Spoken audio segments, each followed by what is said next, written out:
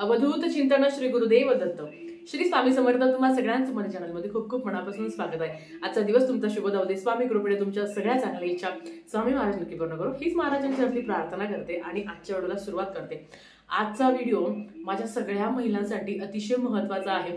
आता तुम्ही म्हणाल ताई कालच म्हणजे दसरा संपला, कोजागिरी संपली, तू लगेच आता दिवाळीवर आली का?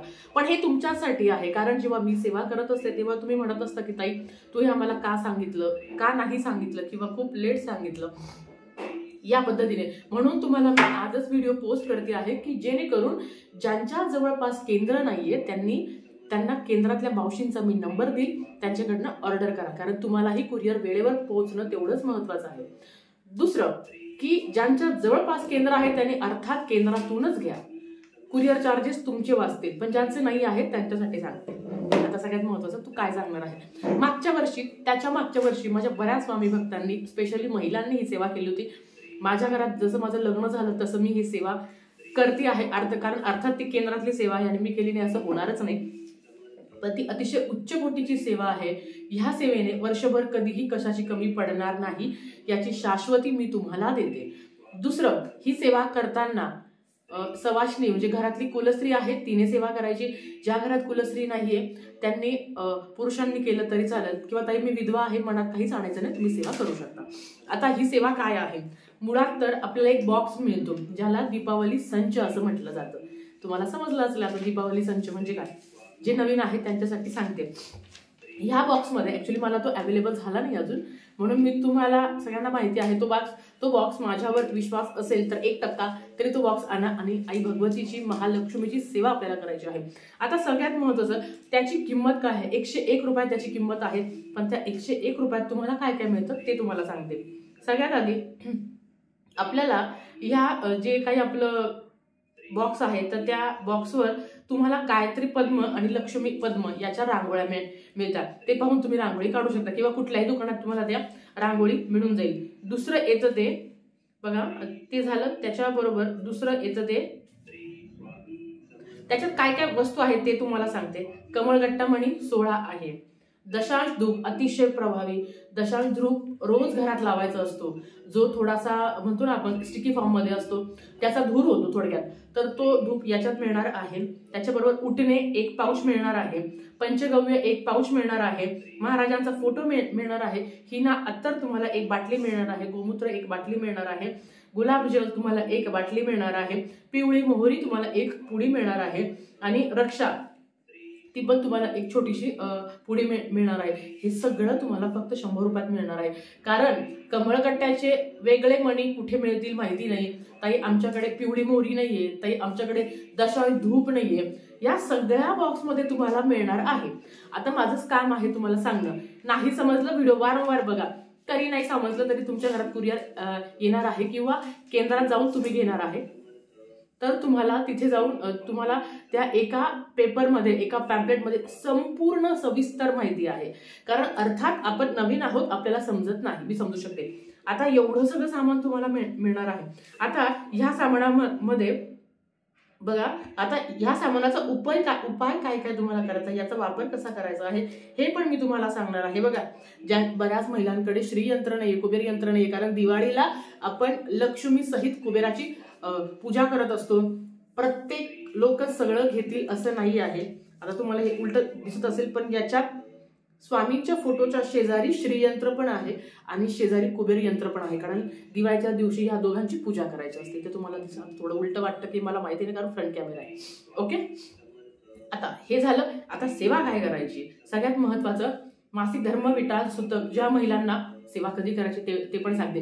5 तारखेपासून अष्टमी, कराष्टमी 5 तारखेला आहे, म्हणजे येत्या रविवारी 5 तारखेपासून ते 5 पासून ते तुम्हाला 15 तारखेपर्यंत, आपण ऍक्च्युली ते सगळ्या सेवा 15 तारखेपर्यंत नाही, पण दिवाळी आपली ती, तर तुम्हाला ही सेवा 5 तारखेपासून ते 15 तारखेपर्यंत करायची आहे। आता सगळ्यात महत्त्वाचं ताई मासिक धर्म, अर्थात आपल्या हातात काही गोष्टी नाही आहे आणि ज्या आहे त्या आपल्याला ऍक्सेप्ट करायलाच पाहिजे। तर आता ज्यांना मासिक धर्म आला आहे, सुरुवातीला 5 तारखेला तुम्ही सेवेला लागले, 5 गेली 6 गेली, मधून जर अडचण आली तर घरातली कोणीही ती सेवा करू शकता। खरं तर ही सेवा घरातल्या कुलस्त्रीनेच करायची असते, कारण ती लक्ष्मी प्राप्तीची आहे, पण अडचण आली तर तुमच्या मिस्टरांना सांगायची, का ही वेळ लागत नाही, अडचण आली तर मिस्टरांना सांगा, मुलाला सांगा, सासूबाईंना सांगा, कोणाकडनं तरी ही सेवा आपल्याला पूर्ण करायची आहे. आणि 12 तारखेला आपल्याला हवन करायचं आहे. यस, आपल्याला 12 तारखेला हवन करायचं आहे. आणि हवन करताना कमळगट्ट्याच्या मणींचं हवन करायचं आहे. तुम्ही विचार करा, आपण हवन करताना कमळगट्ट्याचे मणी वापरणार आहोत, किती उच्च कोटीची सेवा तुमच्याकडनं घडणार आहे. याचा अनुभव स्वामी साक्षीला आहे.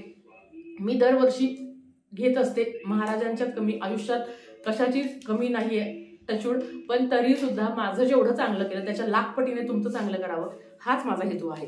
आता तुम्हाला मी वाचून दाखवू का नको, कारण अर्थात सेवा मोठी आहे, समजायला थोडीशी अडचण होईल, पण तरी पण मी तुम्हाला वाचून सांगते. आता सगळ्यात महत्वाचं एक लक्षात ठेवा, ज्या ज्या घरातली दरिद्री जात नाही ना, त्या त्या घरात माता लक्ष्मी येतच नाही. तुम्ही किती पण काही करा. आता ताई आम्ही स्वच्छता करतो, आम्ही घरातलं आवरतो, तशी दरिद्री नाही. तुमच्या घरात अलक्ष्मीसाठी सुद्धा सेवा असते, अलक्ष्मी बाहेर काढण्यासाठी सेवा असते. जी आपण दर महिन्याच्या अमावस्याला करत असतो. आता ती सेवा तुम्हाला 5 तारखेपासून ते 12 तारखेपर्यंत तुम्हाला ती सेवा करायची आहे. काही वेळ लागणार नाही. मनात भीती आणू नका. मध्ये गावाला जायचे, शॉपिंग करायची, काही अडचण नाही. कोणाला तरी दुसऱ्याला सांगा, कारण कुलस्त्री घरातली करते आहे, पण अर्थात अडचण आली तर आपण काहीच करू शकत नाही. आता मी जरा तुम्हाला वाचून दाखवते. नाही समजलं तर वारंवार बघा, की जेणेकरून तुम्हाला तुमच्या सगळ्या प्रश्नांची उत्तरं मिळतील. आता बघा, रोज सकाळी कुटुंबातील सर्वांनी गुरुमाऊलींनी दिलेल्या आयुर्वेद विभायान अंतर्गत सुगंधी उठणं लावायचं आहे. कधी 5 तारखेपासून 15 तारखेपर्यंत रोज पाण्यात उठणं टाका किंवा स्वतःला लावून घ्या, काही हरकत नाही. पाण्यात रोज म्हणून ताई लोक एक दिवस लावून घेत नाही, रोज रोज कुठे लावाल, पाण्यात टाकून द्या चिमुटभर, काही टेन्शन नाही. त्याच्याबरोबर तुम्ही त्याच्यात जे आपलं पंचगव्य असतं ते सुद्धा टाकू शकता. कारण अगेन जर घरातली नकारात्मकता काढायची आहे तर माणसांची पण काढायची आहे आपल्याला. ती कशाने, ती यानेच जाते. दुसरं, आपल्याला सगळ्यांना माहिती आहे की अमावास्याच्या दिवशी आपण पंचगव्याने स्नान करत असतो. उठणं जरी लावतात तरी अमावास्याला पंचगव्याने स्नान करायचं असतं. त्याने आपलं मनही स्वच्छ राहतं, प्रसन्न राहतं. आता श्री लक्ष्मी मातेचं आव्हान घरातील कुलस्त्रीने करावं. नसेल तर जेंट्स लोक करू शकतात. आता कसं करायचं? कुंकुमार्चन. सुरुवात तुम्हाला काय करायचं आहे? तुम्हाला कुंकुमार्चन, बघा, लक्ष्मीचे आव्हान कुलस्त्रीनेच करावे.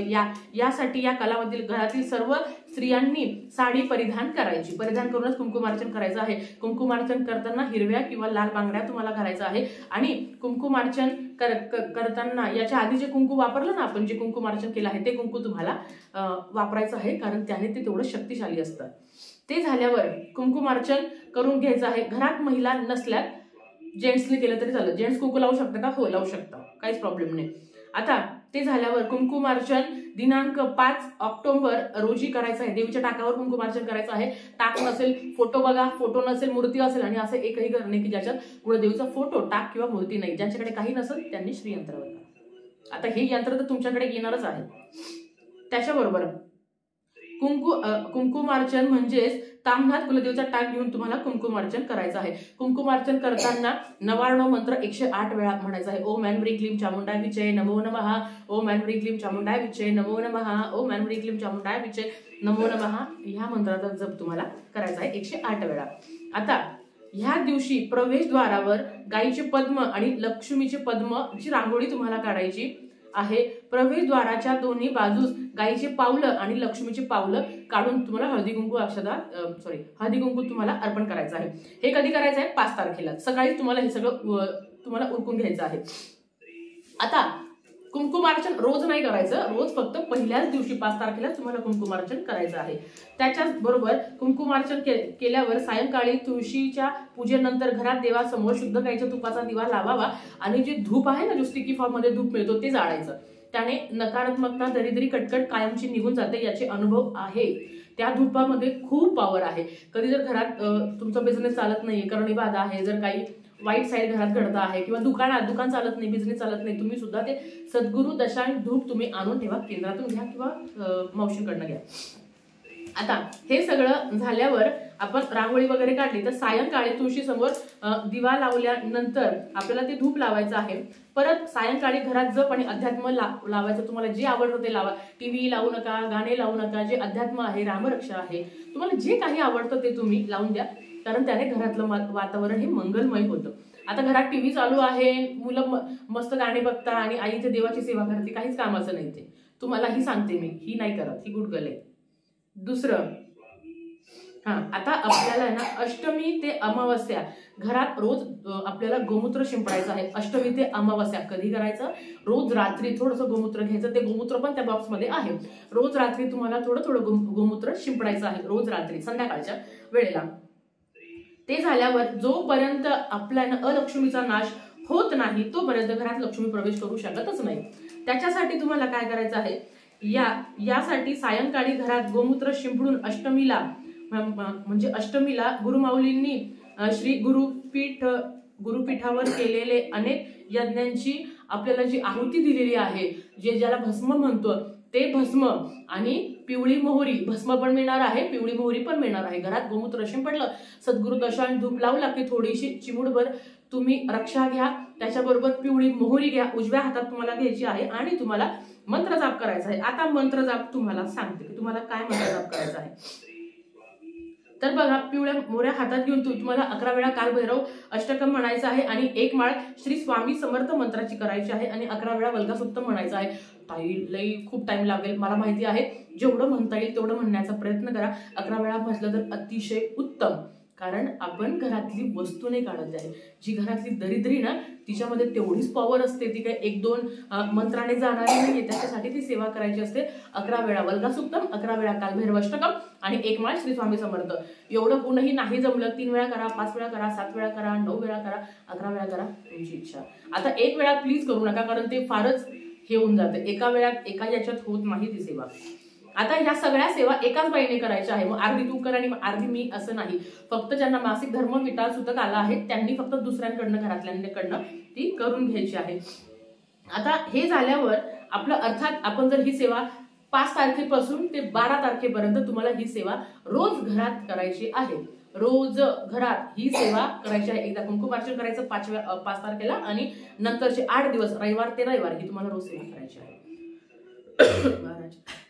त्याच्याबरोबर आता आपल्याला काय करायचंय? सगळ्यात आता आपण अलक्ष्मीचा नाश केला, आता लक्ष्मीच्या आगमनाची पण तयारी करायची ना आपल्याला. त्याच्यासाठी तुम्हाला काय करायचं आहे?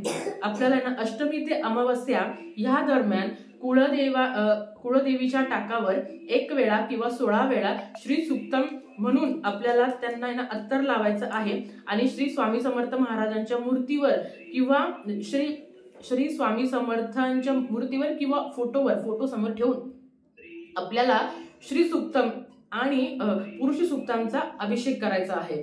लक्षात घ्या, अभिषेक करताना संध्याकाळी अभिषेक करू नका, सकाळी अभिषेक करा. अलक्ष्मी जी बाहेर काढायची आहे तिची सेवा तुम्हाला सांगितली आहे, मोहरीची आणि त्या धूपची, ज्या राखेची, तर ती तुम्हाला रात्री करायची आहे. आणि रोज कुलदेवीच्या टाकावर तुम्हाला टाक हातात घ्या किंवा म्हणजे टाक घ्या किंवा फोटो असेल, मूर्ती असेल तर त्याच्यावर अभिषेक करायचा आहे श्री सुक्तमचा. कुंकुमार्चन नाही, मी तुम्हाला अभिषेक सांगते आहे. अभिषेक करा. 1 वेळा म्हटलं तरी चालेल, 16 वेळा म्हणायची गरज नाही.